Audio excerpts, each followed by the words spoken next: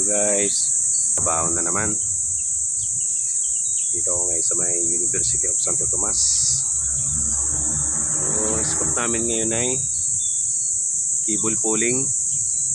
So, natapos na rin yung piping layout ng mga kasamahan ko rito. So, ngayon ay nagpiprepare pa yung mga kasamahan ko ng gamit doon sa shop. Wala. So, lalatag na ng wire.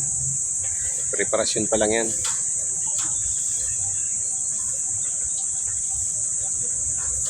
Habang wire yan.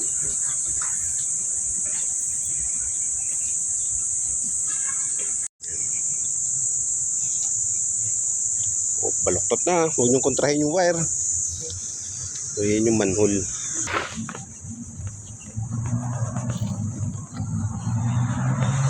Yung may kahabaan yung wire na patake namin. So, ito yung nilayoutan ng piping nung nakaraan. Kasama ang sabay ukay.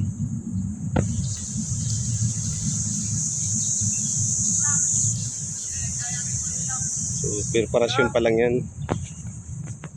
Ganyan pa nagbabata kami ng wire. Lalo't mahaba. So, nilalatag muna. Kasi malalaki yan. Pag hindi nilatag yan na maayos, baluktot yung wire. So, hindi pwedeng nababaluktot yung wire pag lalot mga malalaki.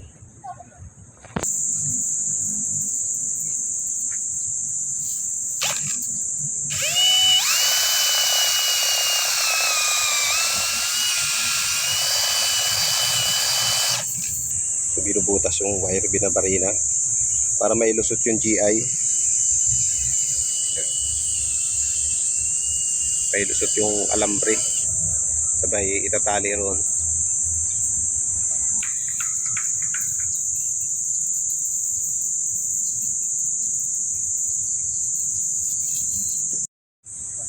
So yung ganitong scope ng trabaho namin, cable pulling. So kailangan maayos yung preparasyon. Kasi medyo may kahabaan talaga itong papatake namin wire. May kalakihan, may kabigatan. Kaya kailangan maayos talaga yung preparasyon. Pinasok na yung GI, kadugtong niya na yung lubid. Yan yung gagamitin namin panghatak. So, start na kami ngayon. Ang cable pulling. Pati-testing na kung may papasok na maayos ang mahabang wire. Yan. Papasok na ng wire.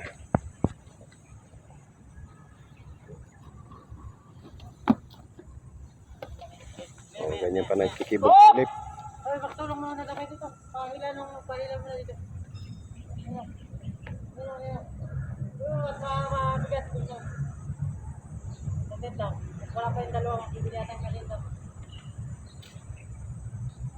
Teka lang, kaya yata diretso eh. So, yun, may katigasan talaga. Yan ganyan. May diskarte. Sasabayin yung paghatak. At saka hindi may iwasan na yun talagang nagsisigawan. Ganitong malalayo. Kalimitan nga pag sa mga ano kami, sa mga building. So, floor by floor ang hatak ng wire. So, gumagamit talaga kami ng radyo. So, dito naman, hindi naman na kailangan. Kailangan lang sabay-sabay, maayos yung pagbigay at paghatak. Kailangan sabay-sabay. Hatak ka na. Ano? Ganyan talaga pa nagkikibol pulling. Sisigawan. Kasi kailangan eksakto yung bigay ng wire at saka yung hatak. Matigas!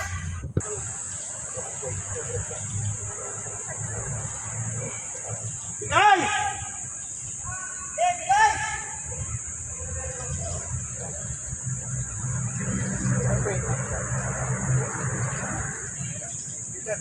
Bigay! So yun na guys, nakarating din yung wire, successful. Bigay! 1, 2, 3. You know, oh, Sabay.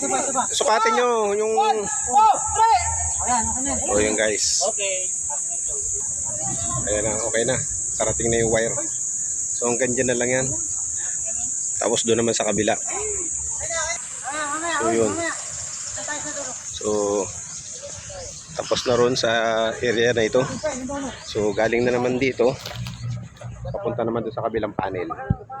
Nandito kasi yung source. Dito yung kukuha. Dito yung magtatap. Para mabigyan ng power supply yung panel doon.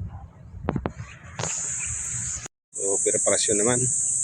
Para dito sa kabila. So galing dito sa manhole na to.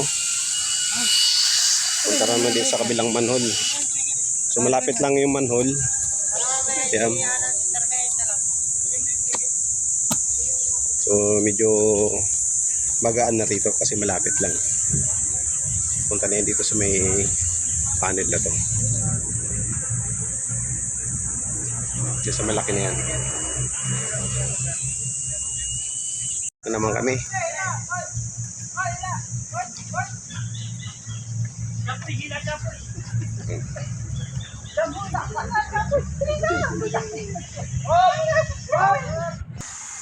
Atak, sok-sok.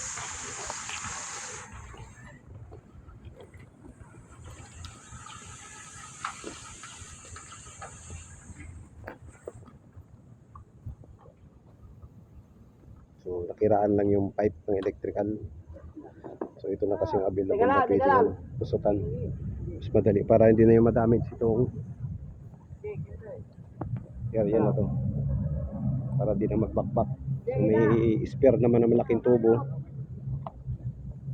Yun ang ginamit ko na pinalusot yung pipe.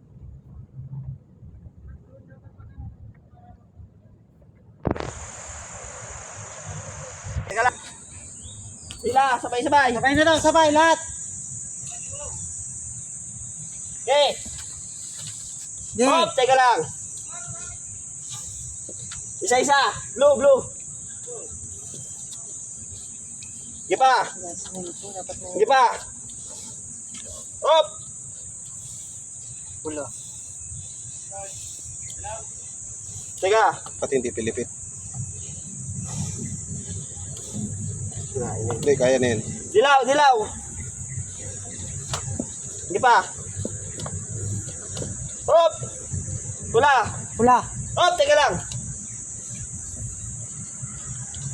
Okay, pula. Sige pa.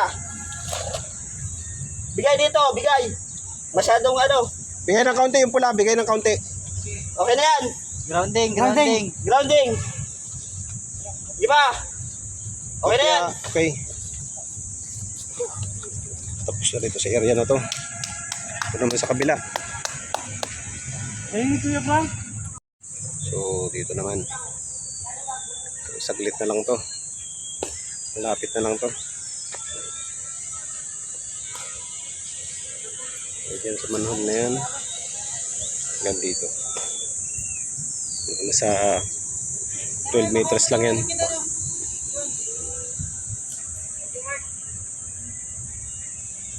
Start!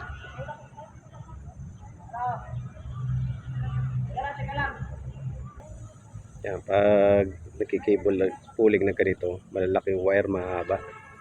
So kailangan kumpleto ang tao, nasa tamang bilang ng tao. Kasi matigas yung pagbatak ng wire pag mga ganyan, mahaba. So itong grupo naman, sakto lang naman. Kasi ang wire, so kailangan maibigay ng maayos, may latag na maayos. Hindi yan pwedeng nagagasgasan, pinipirsa. So, hindi pwedeng yung balat niyan masugatan kasi underground yung wiring, yung layout ng pipe underground. So malaking chance na pabad yan sa ano, sa tubig. So kailangan talaga. So yung insulation kasi niya may plastic pa yan. So kailangan talaga hindi nagagasgasan, hindi nasusugatan. Kasi itong area na to, Baka maputulan dito. bahayin, babad sa tubig. Parents kailangan. So mabatak lang namin yan. So nakarating na namin yung isang dulo doon sa kabila. Yung isang dulo di hanggang dito na lang. So, ang ganyan na lang muna. 1, 2, 3. So, 1, 2, 3. Turok mo dahil. Pagano ba?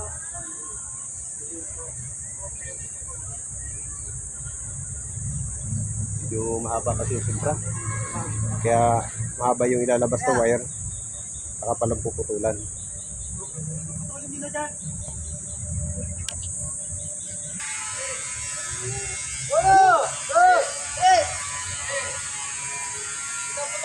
Kita kayo dyan, kayo magsila para kayo masabi sa ito.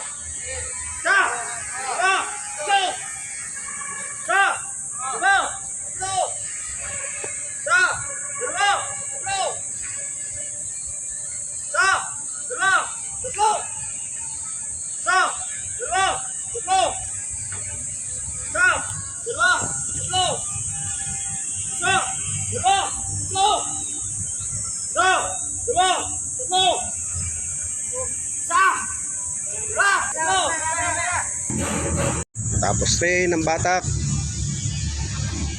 Putulin na lang. Ay, pamutol. Adi lang mo So, na. hanggang dyan na lang yan.